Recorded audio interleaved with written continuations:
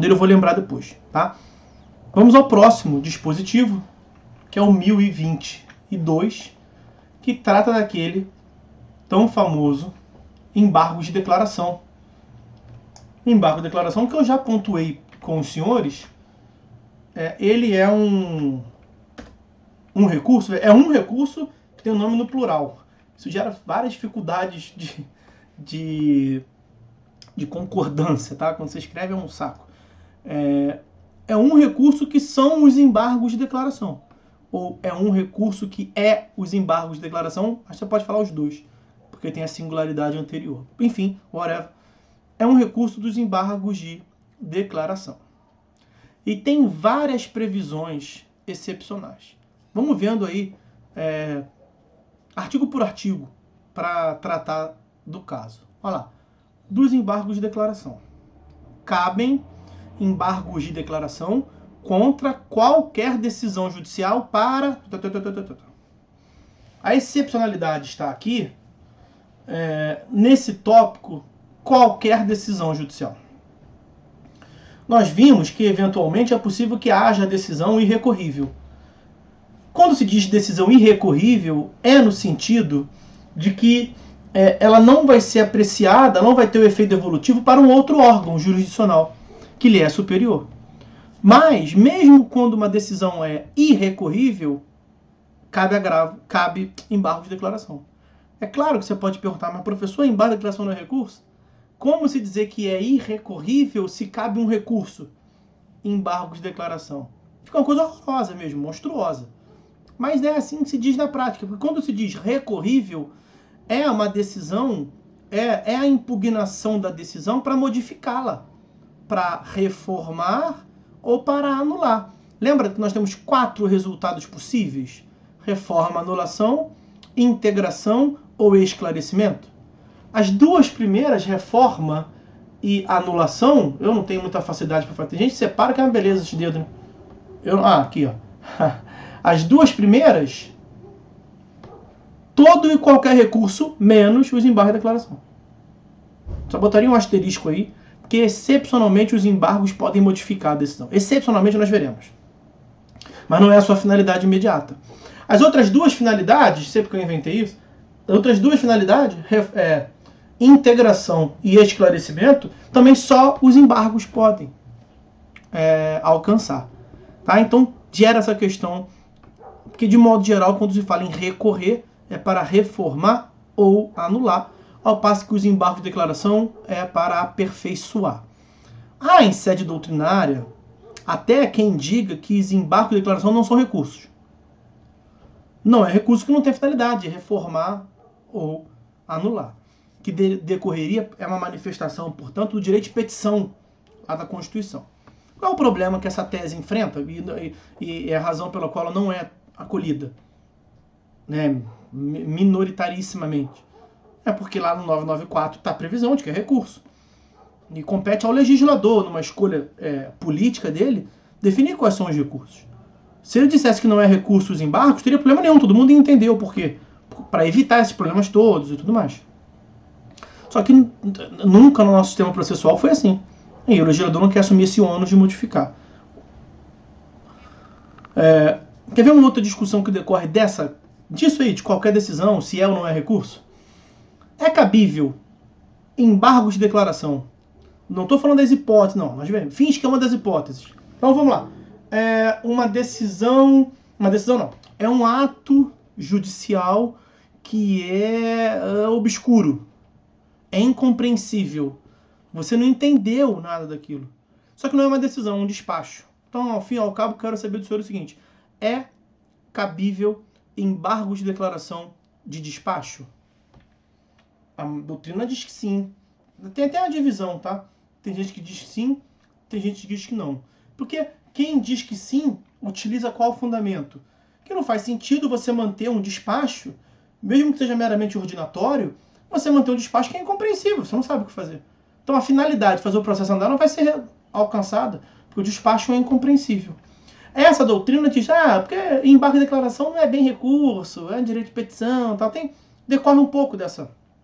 Ou fazem menção, mesmo que não concordemos com a doutrina que diz que não é recurso, É um recurso peculiar, é como eu entendo, é um recurso totalmente peculiar.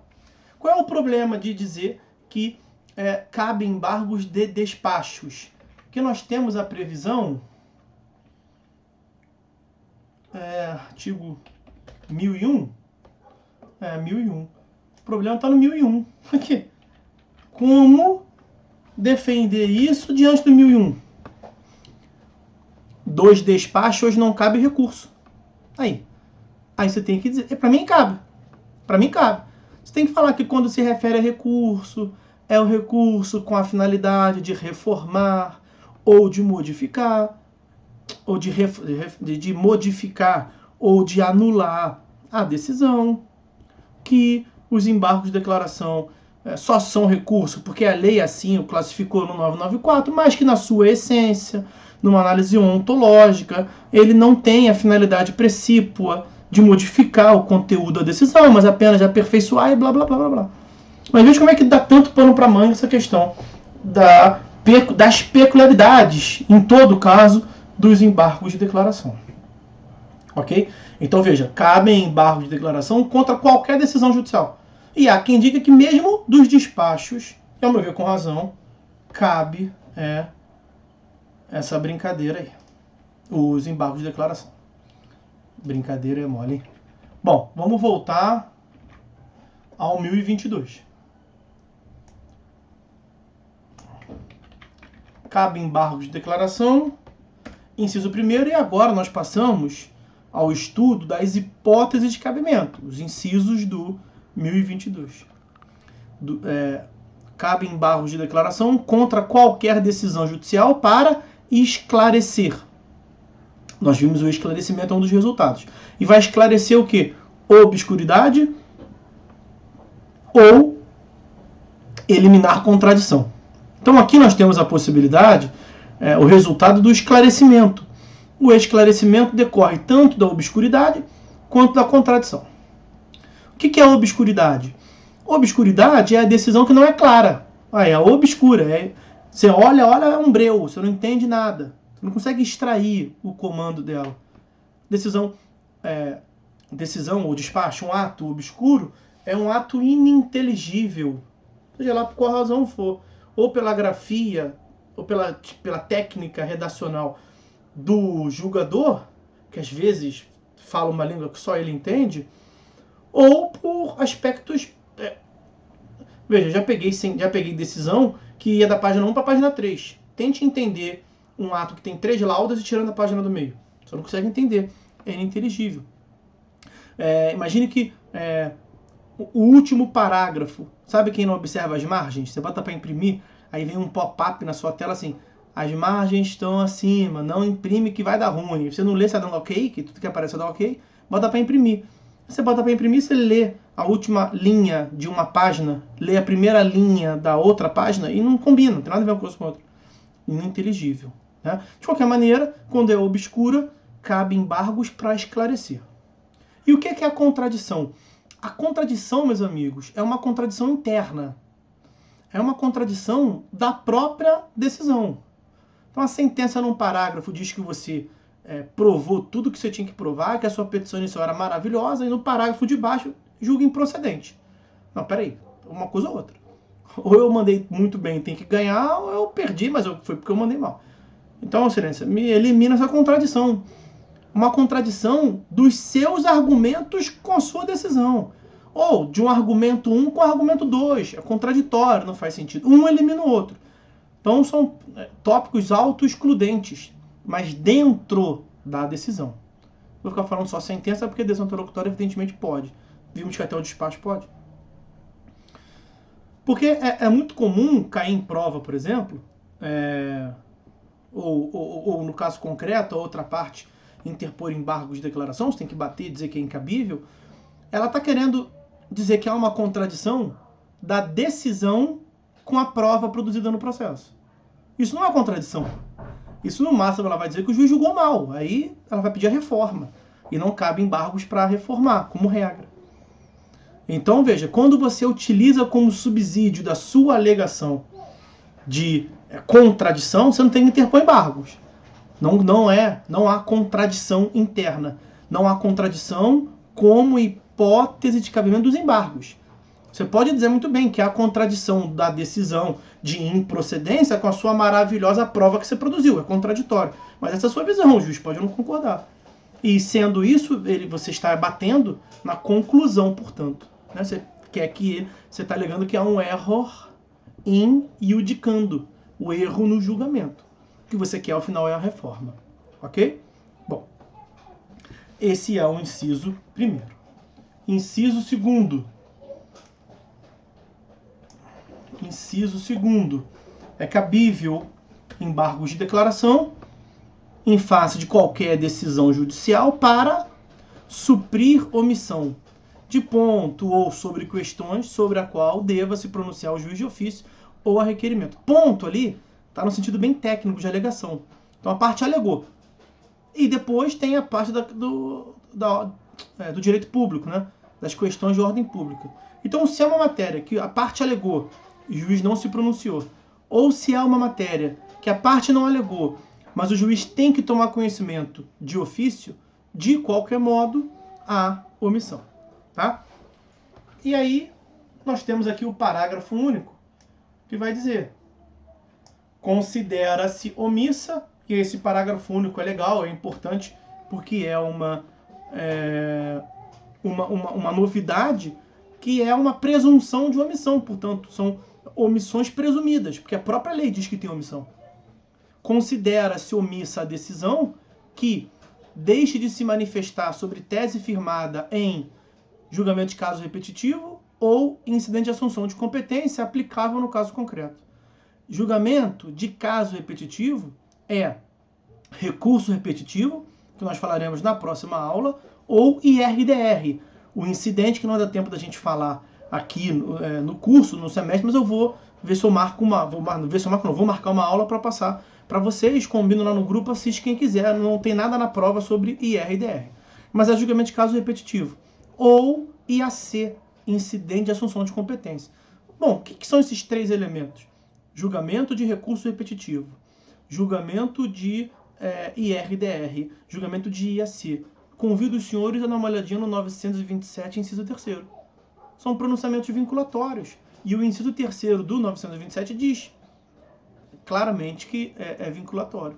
Então, se é vinculatório e o juiz cagou um balde, é omisso, a omissão. Inciso 2º, incorra em qualquer das condutas descritas no 489, parágrafo 1º.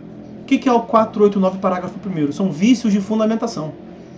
Então, quando o juiz se utiliza de conceito jurídico determinado, sem delimitar com caso concreto, quando o juiz se utiliza de texto normativo, sem indicar a relação com o caso concreto, quando ele se utiliza de sentença genérica, quando ele não impugna, quando ele não enfrenta os argumentos da parte, e quando ele aplica, ou quando ele deixa de aplicar, um pronunciamento vinculatório sem dizer o porquê.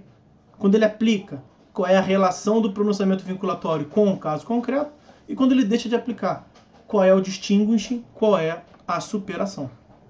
Então, se bater algum vício lá de fundamentação do 489, parágrafo 1º, a lei está dizendo que tem omissão, portanto, cabe embargos de declaração.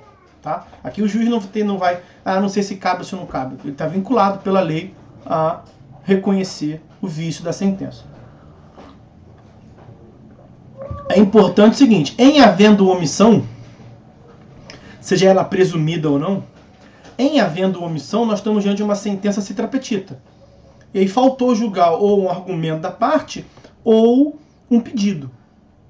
Em sendo assim, abre um asterisco aí, porque pode ser que com a análise desse argumento faltante surja a necessidade de modificar a decisão. Então, o eventual embargo de declaração infringente ou embargo de declaração modificativo, que vai modificar a decisão, ele decorre da omissão. Vamos já ver logo aqui a hipótese. Imagine que o réu perdeu, mas o réu alegou pagamento e o réu alegou prescrição. E a sentença está provado que não está provado o pagamento, e o juiz inverteu o ônus da prova, o réu trouxe a alegação de pagamento e não provou. O juiz fala, não está provado o que você provou, é a inversão do ônus da prova, julgo procedente pedido do autor. Aí o réu fala assim, ó, por nada não. Eu sei que com o senhor aqui, eu não vou discutir se eu paguei ou não paguei. Sei que isso aqui é questão de reformar a decisão, é lá em cima no tribunal, mas peraí, eu aleguei também prescrição. O senhor não alegou, o senhor não julgou a prescrição. Dá uma olhadinha aí, vê se está prescrito. Aí o juiz recebe os embargos e fala, realmente foi na correria, foi mal aí, deixa eu ver aqui se está prescrito. Aí o juiz fala assim, pô, autor, foi mal. Tá, eu não concordo com o argumento dele que está pago. Não concordo, mas está prescrito. Mesmo que não esteja pago não está, você tem que perder a demanda porque está prescrito. Então, ao analisar, ao aperfeiçoar a sua... É claro que ele pode analisar a prescrição e falar, réu, não está prescrito nada. Então, mantenham a decisão. Então, não é uma condição necessária, ao analisar a omissão, reformar a decisão. Mas a análise de um argumento, de um pedido faltante, pode ensejar a modificação. Quero que os senhores percebam que não é a finalidade imediata dos embargos. Na verdade, a eventual reforma da decisão se deu pela omissão. Ele complementou, ele aperfeiçoou o seu julgado e, ao fazer isso, viu que tinha julgado errado. Então, ele reformou a decisão. E aí, nós veremos que isso vai ter uma consequência prática, que é a necessidade de intimar a outra parte. Mas eu não quero me perder aqui, porque nós temos ainda um inciso terceiro para tratar, que é a correção de erro material. Uma novidade do Código de 2015, não a possibilidade de sanar erro material, mas é uma novidade a previsão como hipótese de embargos. Correção de erro material no Código anterior não estava no 1022 dos embargos. Isso pode trazer um problema.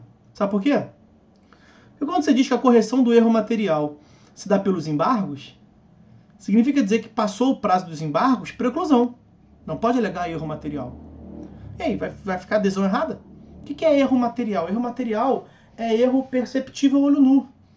É erro que não compromete o resultado. Por exemplo clássico que eu sempre dou, porque é muito comum isso acontecer. Eu vou a juízo e o juiz julga procedente todos os pedidos e condena o réu a pagar ao Arthur. E aí bota Arthur com H. Vai mudar alguma coisa se é Arthur com H ou sem H? Em geral, você nem vai mexer nisso. Mas você imagina que é uma questão, por exemplo, que vai para o cartório. Imagina se é uma demanda petitória, demanda de propriedade. Aí diz lá que o proprietário é Arthur Diego Oliveira e meu nome com H. Eu lhe garanto que o oficial não vai registrar. Porque eles estão vinculados lá à lei de registro público, eles viram e mexem rumo em encrenca com decisão judicial, um absurdo. Tá errado o nome, então aqui, tua identidade, Arthur sem H. Aqui a sentença, Arthur com H é outro. E aí? O juiz bota lá, na descrição, ele inverte o número. Você vê, mandado de pagamento a favor da parte. Uma coisa qualquer lá, relação a um banco, registro bancário. O cara, na sentença, coloca o número invertido do CPF. Detalhe bobo, só inverte o número. Vê se vai dar certo. Vai dar problema. Então, a correção de erro material sempre foi possível de solucionar. Na verdade, você coloca no código anterior, tinha uma previsão, que tem ainda no código atual, que é a seguinte: o juiz não pode mexer na sentença, salvo por embargo de declaração ou por erro material. Era assim no código anterior. No código atual, nós temos a previsão do 494. Olha o 494.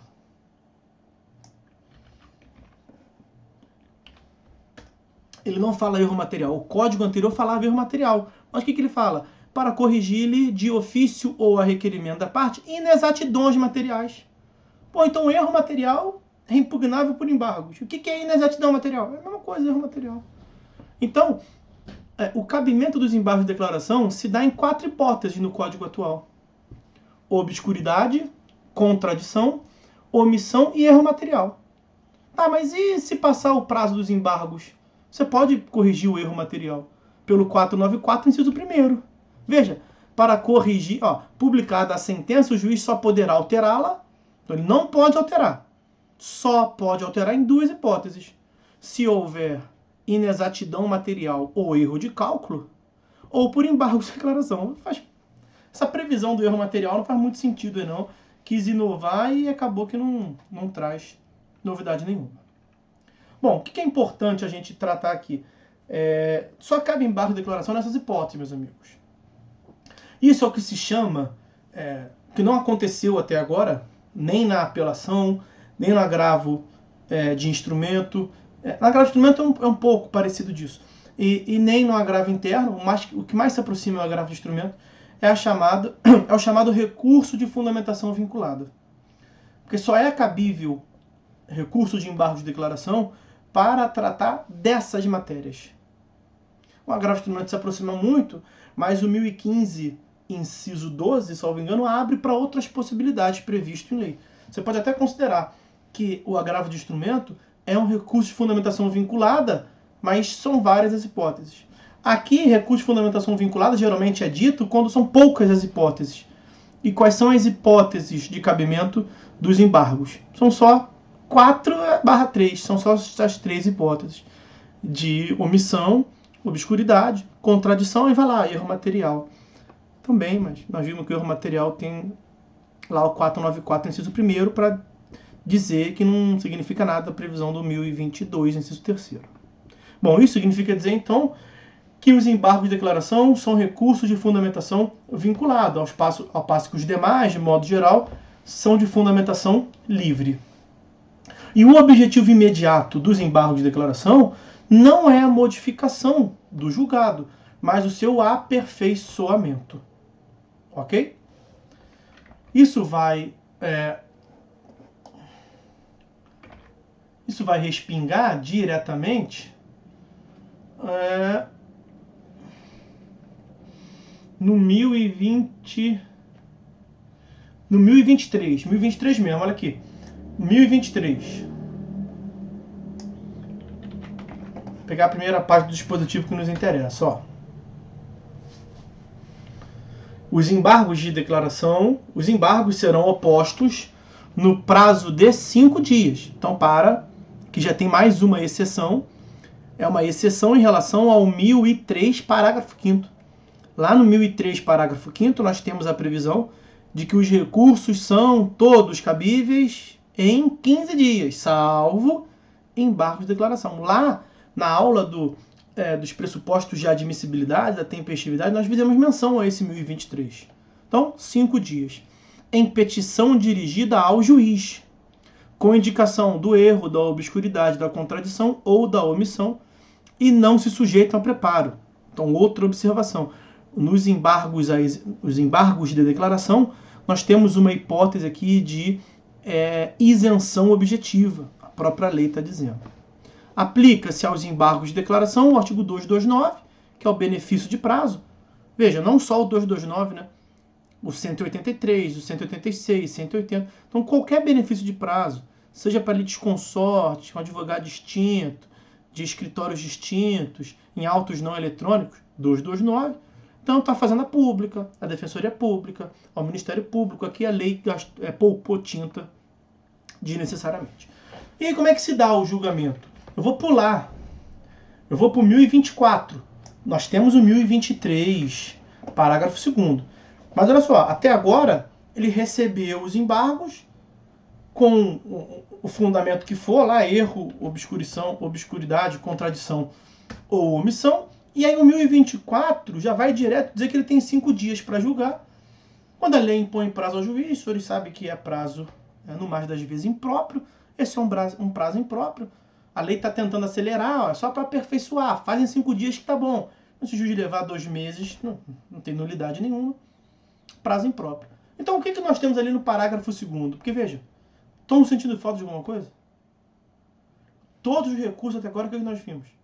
Recorrente, julgador, e o julgador chamou o recorrido, né? Para contraditório. E depois ele vai ver o que vai fazer. Aqui, 1023. 5 dias para interpor, não precisa preparar e tal. E aí vem o 1024 lá e diz que já vai julgar. Então o parágrafo 2º tem que falar de contraditório. Veja, é justamente o que eu quero mostrar para os senhores. Não tem, em regra, contraditório nos embargos. Por que o 1023 vai prever uma hipótese de intimação do embargado? É só nesse caso. Significa que nos outros casos não vai intimar o embargado. E por que não se intima o embargado? Por que não há contraditório? E por que ninguém fala que isso é inconstitucional? Porque nos outros casos todos, para tirar erro material, para sanar omissão, para sanar obscuridade e para sanar contradição, não haverá modificação no resultado. É só uma questão de aperfeiçoar a decisão. Então não precisa intimar. Ok? E se for a hipótese, como nós mencionamos há um tempo atrás, e eu falei, vai ter consequência prática no processo. E se for o caso de sanar uma omissão e ter ali e visualizar, vislumbrar uma possibilidade de modificar o conteúdo. Aí você só vai poder modificar o conteúdo, meu filho, se você ouvir outra parte. Então o que o parágrafo 2º está dizendo? O juiz intimará o embargado para, querendo manifestar-se em 5 dias, contraditório e isonomia, né? O embargante teve 5 dias, o embargado vai ter 5 dias. Até aqui nada demais. Caso seu eventual acolhimento implique a modificação da decisão embargada. Eu estou aqui dando o exemplo da omissão, mas na contradição cabe também, né? Imagina que o juiz, a parte interpôs embargo de declaração, não é porque está nada omisso, não. Mas é porque o juiz falou que a instrução foi maravilhosa e julgou improcedente. O cara está contraditório. Aí o juiz fala assim, foi falha nossa mesmo. Eu disse que a petição inicial estava maravilhosa, eu disse que a instrução foi perfeita e julguei improcedente porque eu peguei o modelo, não esqueci de tirar o in, mas é procedente, você tem razão. Então, é mais comum na omissão, tá? É mais comum na omissão. Muito mais comum. Mas é possível também que ao sanar uma contradição, ele mude o resultado.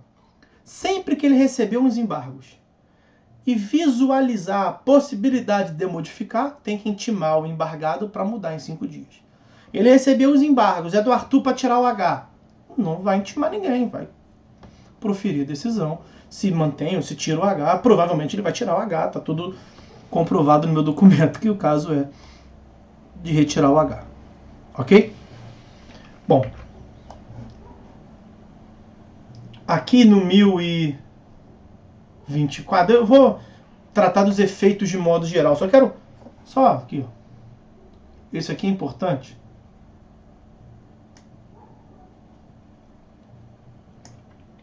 Os 2 primeiros parágrafos do 1024.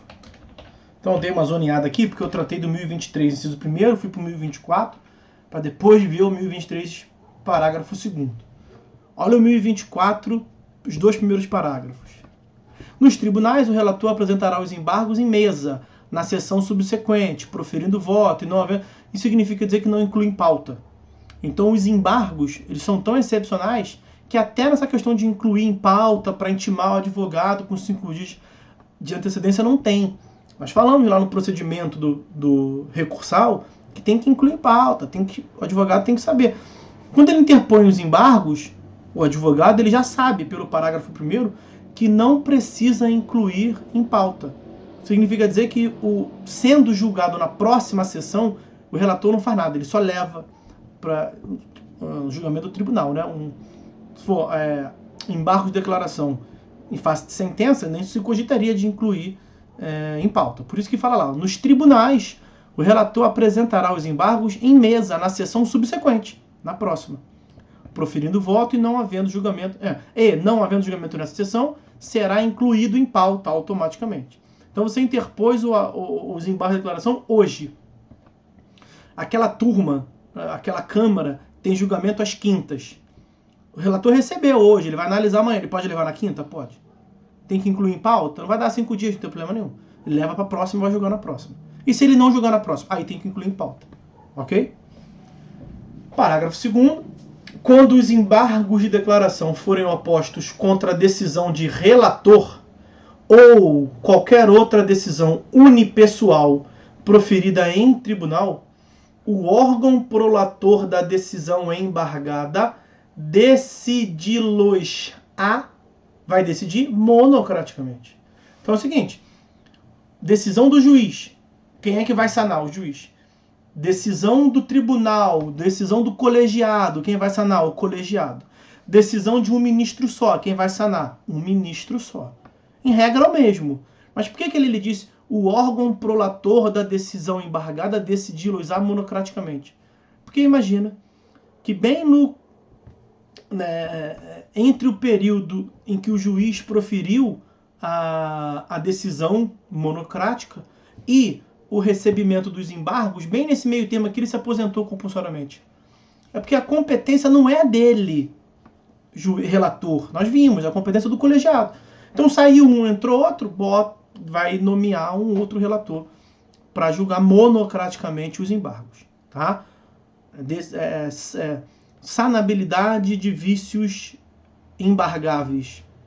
De um só, corrige um só. De um colegiado, corrige o colegiado. A lógica é essa.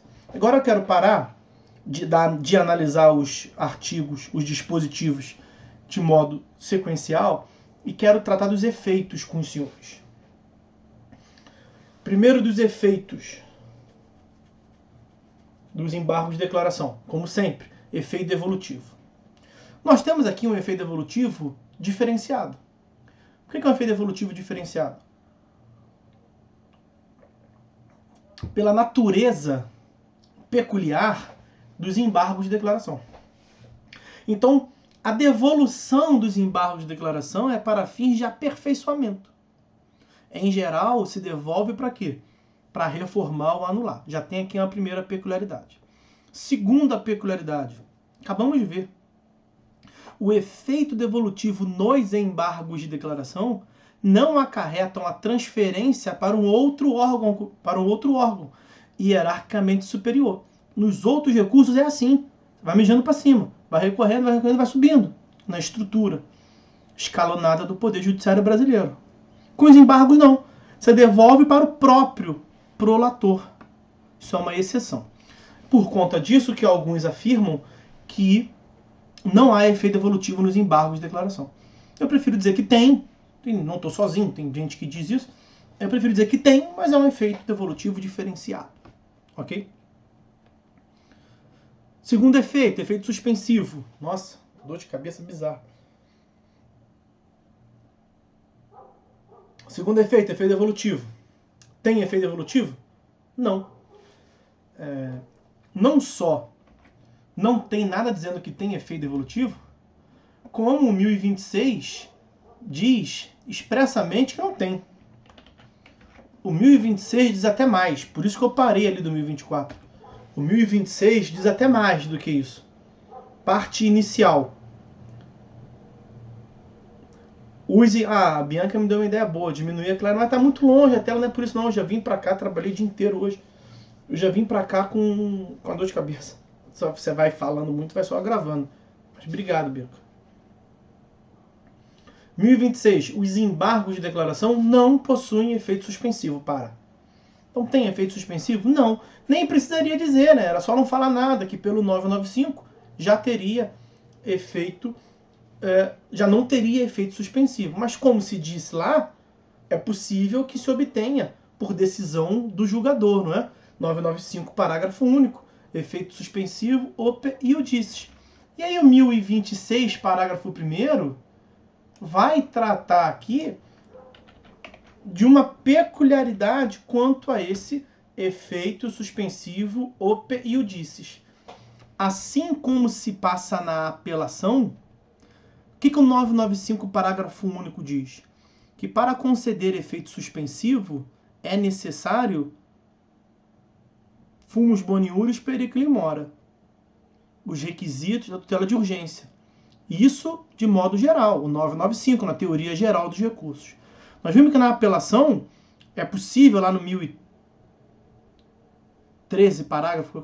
Não, 1012, parágrafo 4º, salvo engano, que na apelação é possível a concessão de efeito suspensivo por tutela de urgência, fumus boniuris e periculi mora, ou se for uma tutela... se for um fumus boniuris muito grande, que demonstrar uma exacerbada probabilidade, evidência. Então, mesmo sem perigo de dano, lá na apelação pode ter efeito suspensivo. Em regra, 995, parágrafo único, tem que ter. Então os senhores têm que acumular o 995, parágrafo único, com 1012, parágrafo 4º, e com o 1026, parágrafo 1º, porque são hipóteses excepcionais. O 1012, parágrafo 4º, o 1026, parágrafo 1º, são excepcionais. Por que são excepcionais? Porque permitem seguir a regra geral de conceder efeito suspensivo pelos requisitos da tutela de urgência, fumos mais perículo, mas também permitem a concessão de efeito suspensivo pela evidência, pela tutela da evidência. Parágrafo 1º do 1026. A eficácia da decisão monocrática ou colegiada poderá ser suspensa. O caput falou que não suspende. O parágrafo está dizendo que pode suspender. Se, pelo respectivo juiz ou relator, se demonstrada a probabilidade de provimento do recurso. Ou, deixa do ou para depois. O que é probabilidade de provimento do recurso? Tutela da evidência. É uma tutela baseada só no fumus boniuris. Veja que se houver uma probabilidade elevada de provimento do recurso, não tem que ter urgência. Não tem que ter perículo in mora, só fumus boniuris. Ou, aí vai para a regra geral. Ou, sendo relevante a fundamentação, fumus. Se houver risco de dano grave ou difícil de reparação. Então, se não for tão evidente, tem que ter fumus, tem que ter perículo. Mas, eu já estou aqui trazendo o que a Mariana me provocou ali para eu repetir. Mas, em sendo apelação e em sendo embargo de declaração, é possível, portanto, a concessão de efeito suspensivo pelo relator com base em tutela da evidência. Em todos os outros casos, e é todos os outros mesmo, em todos os outros casos, a concessão de efeito suspensivo pelo relator deve seguir o 995, parágrafo único. Fumus mais perículo. Então, para resumir, para ver se agrada a Mariana ali, se consegue resolver a indagação dela. É o seguinte, em regra, não tem efeito suspensivo, mas o relator pode conceder o efeito suspensivo. E nessa concessão do efeito suspensivo pelo relator, o 995, parágrafo único, diz que tem que ter fumus boniuris e perículo in mora, que são os requisitos da tutela da urgência. E é assim em relação a quais recursos? Todos. Todos que tiver fumus e perículo pode conseguir. Mas, professor, tutela provisória pode ser da urgência ou da evidência, né? Perfeitamente. 311, tutela da evidência. Lá no 311 afirma independentemente de perigo de dano. Então é uma elevada probabilidade. O nome é claro, né? Tutela da evidência. Será que em algum recurso nós podemos ter a concessão de efeito suspensivo, não na urgência, mas na evidência? Leia-se, sem fumus boniuris, sem perículo in mora, só com fumus boniuris, sem perículo in mora? Pode. Em alguns casos pode. Quais são esses casos? Apelação e nós acabamos de ver embargos de declaração. Beleza? Ok? Um outro foi aí, Mariana? Tá tranquilo ou não? Um outro efeito que eu quero ver com os senhores é o que está esperando ver se a Mariana respondeu. Obrigado, foi. Então ótimo, vamos lá. Um outro efeito, veja, o cara é excepcional mesmo, não tem jeito. É o tal dos embargos de declaração. Tudo com ele é diferente. Veja o que está na parte final do 1026. Os embargos de declaração não possuem efeito suspensivo. Acabamos de ver. E... Caramba, não sei o que aconteceu aqui. Aqui. E... Agora sim. E interrompem o prazo para interposição de recurso. Eu vou chegar no interruptivo já. Olha lá. Os embargos de declaração interrompem o prazo para interposição de recurso. Parece que os embargos não é recurso, né? O próprio legislador trata ele dessa forma, meio ambígua, meio diferenciada. Porque se vai interromper o prazo, ele não falou de outro recurso, ele fala de recurso. A doutrina sempre falou, interrompe o prazo de outro recurso, porque os embargos são recursos. O legislador ele falou que interrompe o prazo de recurso, meio que diminuindo aí o status que ele mesmo, o legislador, deu aos embargos de declaração.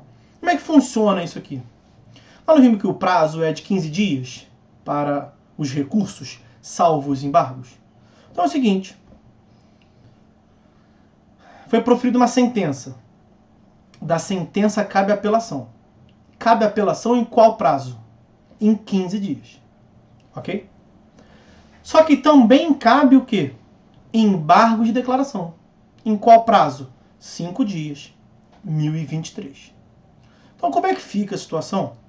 Se, imagina aqui, foi proferida uma sentença no dia 1º de maio de 2020. Veja, estou desconsiderando que é feriado, tá? 1º de maio de 2020 é feriado. Estou desconsiderando Covid, é só para a gente contar aqui, tá? Aí foi publicada no dia 1º de maio. Começa a contar no dia 2 de maio. Dia 2 de maio, dia 3 de maio, dia 4 de maio, dia 5 de maio, dia 6 de maio. Veja, eu estou desconsiderando que tem feriado, que tem sábado, domingo. Vocês vão ter que contar isso no calendário depois, né? Só para facilitar, só tem que pegar calendário e tal. Então, 5 dias. Dia 1º de maio tira fora, não é? Contagem de prazo. Processual tira o primeiro dia fora, você vai contar dia 2, dia 3, dia 4, dia 5, dia 6. Você imagina, vou supor aqui, que no dia 4 de maio foi interposto embargo de declaração. Qual é a finalidade dos embargos de declaração? Aperfeiçoar uma decisão, não é? Como é que você vai levar para impugnar por outro recurso, que no nosso exemplo aqui é a apelação da sentença que foi embargada, cabia embargos em 5 dias, mas também cabia apelação. Uma parte embargou. A outra parte não quer embargar, não. Dia 1º de maio. A outra parte, para que ela venha interpor a apelação da outra parte. Eu embarguei. Eu não vou apelar porque eu acho que tem que corrigir. Eu só vou apelar depois que corrigir. E a outra parte? A outra parte tem quantos dias para interpor a apelação? 15 dias. Mas os 15 dias... Saber que é 15 dias é mole, né? A questão é saber a partir de quando.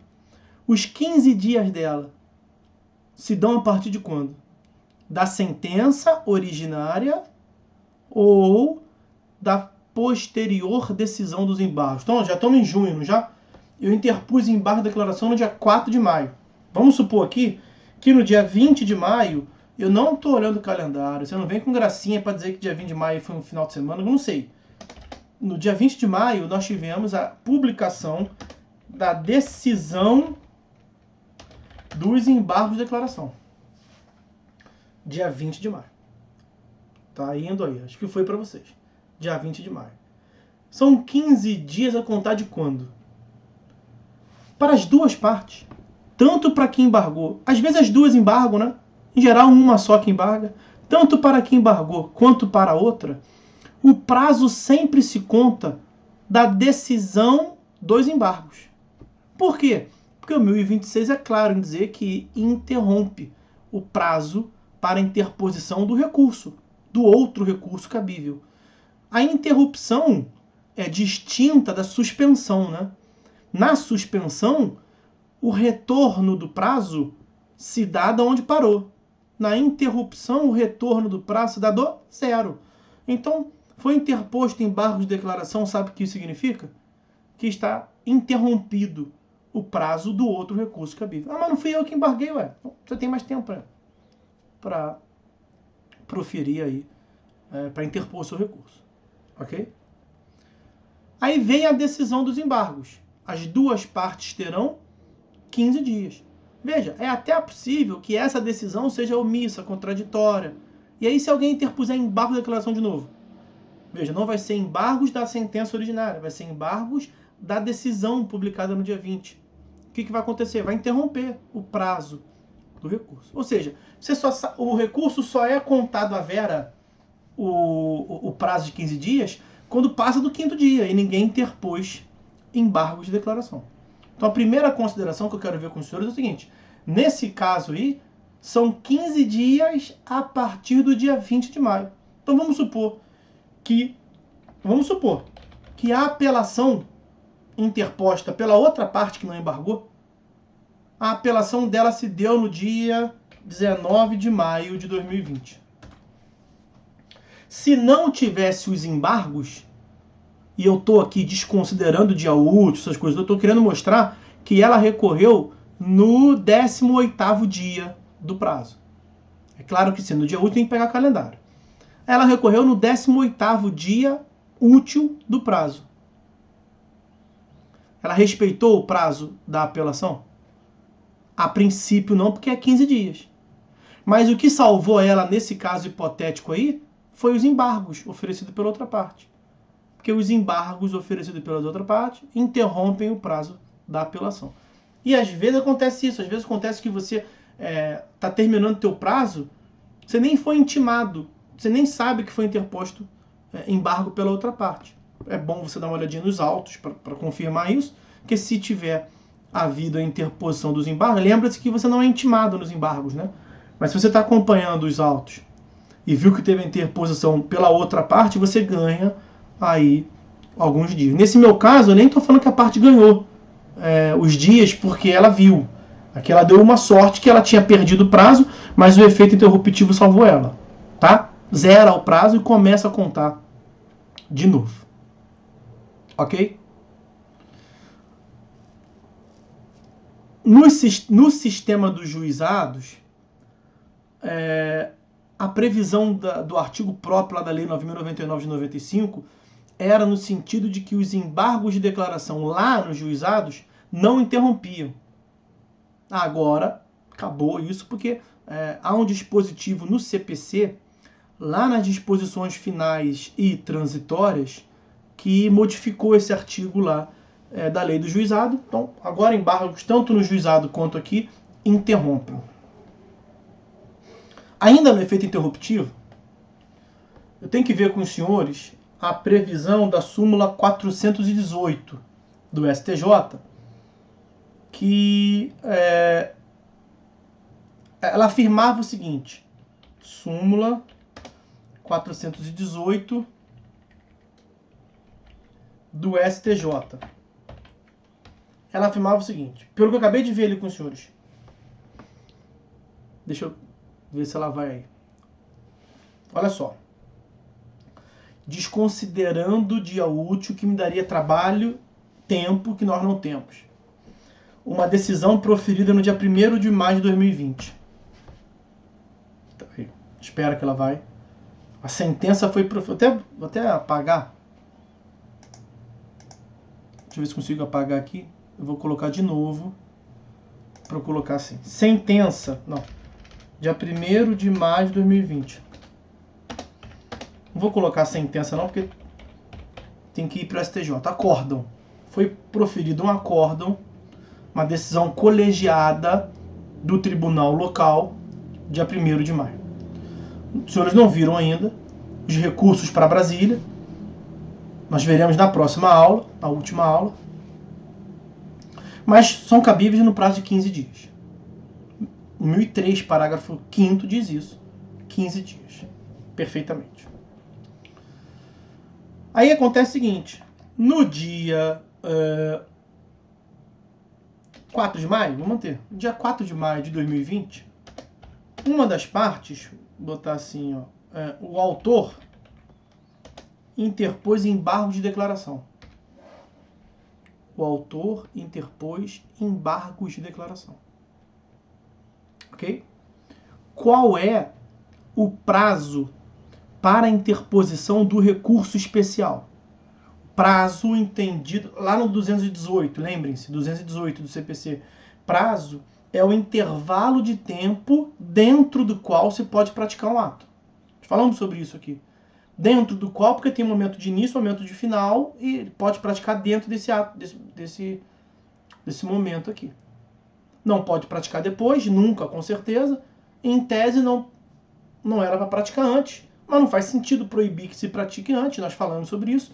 218, parágrafo 4º, não existe mais o fenômeno da intempestividade ante tempos, ou recurso prematuro. Mas esse recurso prematuro, intempestividade ante tempos, era uma posição jurisprudencial do STJ, tanto que é isso que dá ensejo a essa súmula 418 do STJ. Então, na verdade, tecnicamente, você só poderia interpor recurso especial para ir para o STJ depois da decisão dos embargos. Porque o prazo será, como nós vimos ainda há pouco, 15 dias a contar da decisão dos embargos. Então vamos ficar no nosso exemplo ali ainda. A decisão se deu em 20 de maio. 20 de maio de 2020 foi quando nós tivemos a decisão dos embargos de declaração. Acontece que, ou porque a outra parte não tomou conhecimento da interposição dos embargos, e aí ela não vai aguardar a decisão de algo que ela nem se deu conta que teve, porque ela não foi intimada e não estava acompanhando o processo, ou ela teve conhecimento. Ela teve conhecimento, mas é um erro material, ou é uma contradição que ela tem certeza que não tem. Ela sabe que não vai mexer na decisão, e aí ela fez o quê? A outra parte interpôs recurso especial. Estamos desconsiderando dias úteis. Desconsiderando dias úteis, dia 1º de maio, ela tem o quê? Dia 2, ela contou e interpôs o recurso especial. Então, no dia 15 de maio de 2020, a parte B, que é o réu interpôs RESP, recurso especial. Por que, professor, que ele interpôs antes? Sei lá. Ou porque ele não tomou conhecimento, e aí ele cumpriu o prazo do acórdão originário, e aí vai se dar bem, porque vai em tese se dar bem, porque vai ter mais prazo para frente ainda, então ele praticou antes. Ou porque ele tomou conhecimento, e mesmo assim já quis logo se desincumbir do prazo, que além daquele tem mais 100 prazos, ele quis fazer logo aquele que olhou os embargos da parte e viu que não tinha fundamento nenhum. Aí interpôs lá no dia 15 de maio. O que fazer com esse recurso especial? Veja, dia 20 de maio publicou a decisão dos embargos e do dia 20 em diante contam-se novos 15 dias, porque tem lá o efeito interruptivo, ok? Só que o que nós vimos? Se o cara, protocolou, dia 20 de maio vai começar o prazo de 15 dias e o cara já protocolou anteriormente, ele está fazendo um bem para o processo, né? A parte dele já tirou fora. Agora, a outra parte vai ter 15 dias para... tendo recebido a resposta dos embargos que ela manejou, ou aperfeiçoou ou não a decisão anterior, ela vai ter 15 dias para ir para Brasília. O que o STJ dizia num caso como esse? Dizia simplesmente, meus amigos, que o recurso era intempestivo. O recurso da outra parte era intempestivo por esta visão tacanha de que o recurso tem que ser interposto dentro do prazo. E se ele interpôs o recurso no dia 15 de maio, nesse dia 15 de maio não estava correndo prazo para ele recorrer de forma especial, porque o prazo só começaria a contar formalmente da intimação da decisão dos embargos. Então o que ele deveria fazer? Ele deveria ratificar. Nesses 15 dias, apresentar uma petição ratificando, aquele recurso que eu interpus lá atrás antes do prazo, eu estou agora ou repetir o recurso ou uma petição dizendo, quero validar aquele recurso lá atrás. O STJ exigia essa ratificação, porque ele considerava aquele recurso proposto em face da decisão originária como sendo intempestivo antes do prazo. Intempestividade ante prazo, ou recurso prematuro. E aí, o que nós temos agora?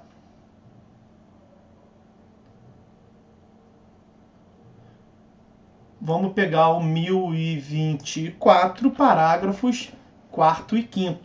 1024, parágrafo 4º e 5º. Resumidamente, agora a lei acabou com isso. Assim como ela acabou lá no 218, parágrafo 4º, dizendo que não tem mais intempestividade ante tempo, ela previu aí essa situação que nós veremos e que, ao fim e ao cabo, resultou na revogação dessa malfadada súmula 418. Olha o parágrafo 4º. Caso o acolhimento dos embargos, então teve a decisão que acolheu, aperfeiçoou a decisão anterior.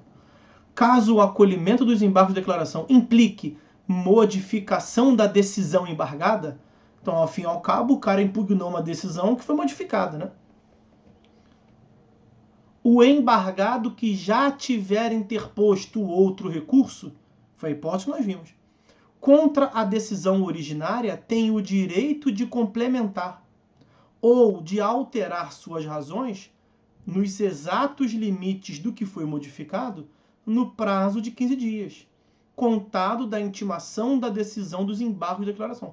Foi uma hipótese que eu nem vi, de propósito para ver aqui. Veio a intimação, 15 dias para ambas as partes. Na petição dele de ratificação da decisão anterior, que era exigido pelo STJ, o STJ também dizia que ele podia modificar. Agora a lei diz o quê? Que não precisa peticionar ratificando. Ele só vai peticionar com a modificação se for o caso de acolhimento dos embargos. Por que eu estou dizendo isso que não precisa peticionar? Pelo parágrafo 5º. Se os embargos de declaração forem rejeitados ou não alterarem a conclusão do julgamento anterior, veja, o erro material, tirou o H do meu nome, e aí, o que vai mudar isso na conclusão? Não vai mudar nada. Então, se não tem modificação na conclusão, o cara que já recorreu lá atrás, ele recorreu da decisão que vai ser levada a julgamento. O recurso interposto pela parte antes da publicação do julgamento dos embargos de declaração será processado e julgado independentemente de ratificação. Por isso que a gente teve que entender essa súmula e ela caiu por terra. Não é que o código posteriormente está incompatível com ela, não. O próprio STJ revogou. Não existe mais a súmula 418. Ok? Está visto aí o efeito interruptivo, todas as suas considerações. Nós já vimos que há efeito regressivo nos embargos. Há uma previsão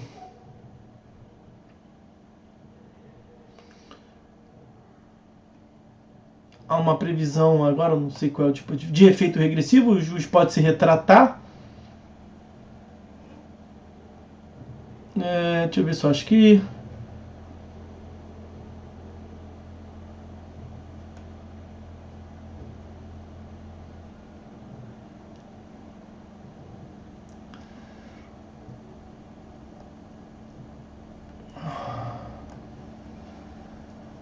Parágrafo 3º do 2024 nós já vimos, né?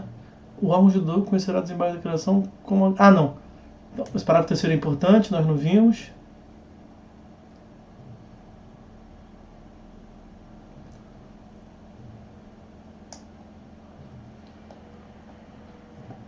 Vamos ver esse 1024, parágrafo 3º, que ele é importante. Vou trazer aqui 1024. Parágrafo 3º, ó. Eu falei que é a fungibilidade. Há uma fungibilidade entre agravo interno e embargo de declaração. Se a parte move embargo de declaração, mas a finalidade dela, na verdade, é modificar o conteúdo da decisão, que em regra não é alcançado. Então a finalidade principal dela, a finalidade imediata dela é a modificação, os tribunais recebem como agravo interno, a lei disciplinou isso, ó. O órgão julgador conhecerá dos embargos de declaração. Então, o que foi interposto foi embargo de declaração. Mas, na verdade, o que a parte quer é algo que ela deve alcançar com um agravo interno. Então, ele vai conhecer um como se fosse o outro. Conhecerá embargo de declaração como se fosse agravo interno, se entender ser este, o agravo interno, o recurso cabível, desde que determine previamente a intimação do recorrente para, no prazo de 5 dias, complementar as razões recursais de modo a ajustá-las à exigência do parágrafo 1º de 2021, que é o ônus da impugnação especificada. E aí, o último efeito, nós já vimos, é o efeito infringente, que é a possibilidade de, ao 1023, parágrafo 2º, tem que intimar o embargado, se verificar a possibilidade de, ao sanar o vício que resultou no cabimento dos embargos, ele modificar a conclusão do julgado. Nós temos ali no 1025, para não fugir da ordem, algo que na verdade nós veremos na próxima aula, que é o fenômeno do pré-questionamento. Tá? Pré-questionamento é uma exigência dos recursos especiais e extraordinários. para o STJ, para o STF. Nós veremos na próxima aula que por uma previsão constitucional você não pode inovar a argumentação no tribunal. Então o tribunal lá em cima, lá em Brasília, vai analisar a questão de direito desde que tenha sido previamente discutida. Esse previamente discutida, na verdade, a questão tem que ser alegada, discutida e decidida. O pré-questionamento é a decisão expressa do tribunal sobre um certo ponto. Mas se você alega e o tribunal não decide, ele foi omisso, tem que fazer o quê? Embargar. E se da decisão dos seus embargos, o tribunal disse que não tem nada para fazer, que não tem omissão nenhuma, aí você tinha que embargar de novo, né? Se for da sentença, você recorre, porque o tribunal pode dizer. Se o tribunal, a sentença não alegaram, não enfrentar a tua alegação, o tribunal não enfrenta a tua alegação, aí tu embarga. E o tribunal diz que não tem que alegar. Se você for para Brasília, não admitiriam lá atrás o seu recurso porque não estava pré-questionado, não tinha decisão expressa. Você tinha que embargar de novo. Aí eles diziam que não vão sanar a omissão, você tinha que embargar de novo. Aí até resultava na multa, que nós veremos adiante, o exercício abusivo do direito de embargar. Mas por que você tinha que fazer isso? Porque havia essa exigência, porque tem essa exigência do chamado pré-questionamento. Aquela matéria só vai bater no STF e no STJ se constar expressamente da decisão. Aí o que o Código atual fez? No 1025, que está aí para vocês, salvo engano, 1025, trouxe o que se chama de pré-questionamento ficto. Consideram-se incluídos no acórdão os elementos que o embargante suscitou para fins de pré-questionamento, ainda que os embargos de declaração sejam inadmitidos ou rejeitados, caso o Tribunal Superior considere existente erro, omissão ou contradição. Então, você alegou uma matéria com prescrição, o juiz não alegou, você embargou. O juiz fala que não tem que alegar, ou não vai enfrentar aquilo. Está errado. Você vai pedir a reforma da decisão na apelação. Você interpõe a apelação. Aí a Câmara não analisa. Decisão monocrática do relator. Não falou sobre a prescrição. Você vai mijar para cima. Agravo interno para a Câmara. Aí vem a acórdão da Câmara. 38 laudas, mas não fala de prescrição. Você embarga. Alguém tem que julgar a prescrição para eu poder ir para Brasília, para ver se tem prescrição ou não. Aí a Câmara diz que não vai analisar a prescrição. No código anterior era um inferno, você tinha que ir 1.500 vezes, até tomar multa, até alguém se convencer, tinha que falar, assim, eu não quero que você mude a sua opinião, eu quero que você diga não. Porque você dizendo que não está prescrito, ou que não acolhe a minha alegação de prescrição, eu posso ir para levar aquilo para Brasília. Agora acabou isso, agora temos o tal do pré-questionamento ficto. Você falou, está omisso, não alegou. O tribunal, enfrentando ou não, você não vai ter as portas fechadas naquela questão para o STJ ou o STF. É isso que está dizendo ali o 1025. Agora, falta tratar justamente da multa. Então, ó, vimos aí o 1026, o caput e o parágrafo 1º, sobre efeito suspensivo, efeito interruptivo dos embargos. Agora vejam aí, ó, os parágrafos 2º, 3º e 4º do 1026. Parecido com agravo interno, tá? Parecido. Quando manifestamente protelatórios os embargos de declaração, o juiz ou o tribunal, aí depende da hipótese, decisão interlocutória, sentença ou no tribunal, em decisão fundamentada, condenará o embargante a pagar ao embargado multa não excedente a 2, lá é até 5, né? De 1 a 5. Aqui é até 2% sobre o valor atualizado da causa. Uma distinção importante. Parágrafo 3º. Na reiteração de embargos de declaração manifestamente protelatórios, a multa será elevada a até 10% sobre o valor atualizado da causa, e a interposição de qualquer outro recurso fica condicionada ao depósito prévio da multa, exceção feita como lá, Fazenda Pública, e ao beneficiário da gratuidade de justiça. Então o que muda é o seguinte, o valor, lá é de 1 a 5%, aqui a primeira é até 2% e a segunda é até 10%. E uma outra distinção é que a exigência de depósito prévio para os outros recursos, lá é logo da primeira, no agravo interno é logo da primeira. Aqui a primeira sanção é a multa até 2% do valor da causa. E aí a próxima sanção, a reiteração, eleva de 2% até 10% e gera essa consequência da exigência de multa. Então não é da primeira. O examinador tenta te embananar muito nisso aí. E aí o parágrafo 4º, que traz uma outra consequência, diferenciando do agravo interno. Não serão admitidos novos embargos de declaração, se os dois anteriores houverem sido considerados protelatórios. Então percebam? O cara moveu um embargo protelatório, multa, até 2%. Aí ele não está satisfeito. Outro embargo declaratório, multa, até 10%. Então 10% é muito protelatório, 10% do valor da causa. E para recorrer, outros recursos, que não embargo, outros recursos, tem que depositar, a não ser que seja fazenda pública, a não ser que seja beneficiário de JG. E, além disso, você não pode mais interpor embargo de declaração, porque os dois primeiros foram protelatórios. Ok? Estas são as consequências dos embargos protelatórios. Isso faz sentido, é por isso que nós vimos, eu tenho que falar aqui, do 1025. Porque no cenário anterior, não era incomum, acontecia de você pegar para julgamento, você vê um julgamento e era assim, embargo nos embargo, nos embargo, nos embargo, nos embargo, nos embargo, nos embargo, nos embargo. Caraca, eu já vi 17 embargos sucessivos. Embargo, nos embargo, nos embargo, nos embargo, nos embargos. Um embargo atrás do outro. Primeira coisa que você pensa, pô, esse advogado é um filho da puta. Esse é um procrastinatório da vida. Mas, no cenário anterior, acabei de mencionar para vocês, às vezes não. Às vezes é culpa do judiciário. Que a parte interpunha. Oh, eu falei disso aqui, alguém tem que negar, me nega pelo menos. E o judiciário, não sou obrigado a analisar. Não sou obrigado a analisar aí. Tu vai embargando, aí fica de cão e gato. Né?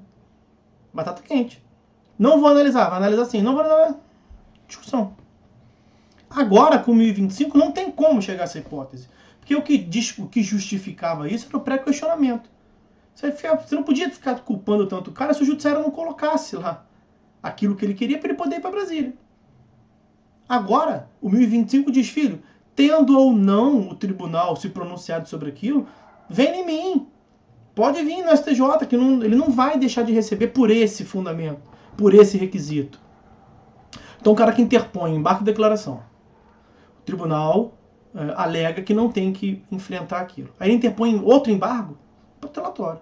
Se o fundamento for exclusivamente a omissão para chegar ao STJ para cumprir o pré-questionamento, ele não conhece o 1025. Manifestamente incabido. Multa. Aí o cara embarga de novo. Pô, multa e não pode embargar de novo. A lógica é essa. Tá? Bom, é isso. Nós na próxima aula falaremos dos recursos para o STF e STJ. Temos 3 recursos basicamente para falar. Recurso ordinário constitucional, recurso especial e recurso extraordinário. Agora no final o tempo está nos cobrando aí uma consequência, né? Vai ficar apertado. O que a gente não conseguir ver, a gente combina um momento, uma aula para eu passar para vocês, tá? Estou preocupado com a avaliação. Acabou que não falamos da avaliação. Na avaliação é o seguinte, meus amigos.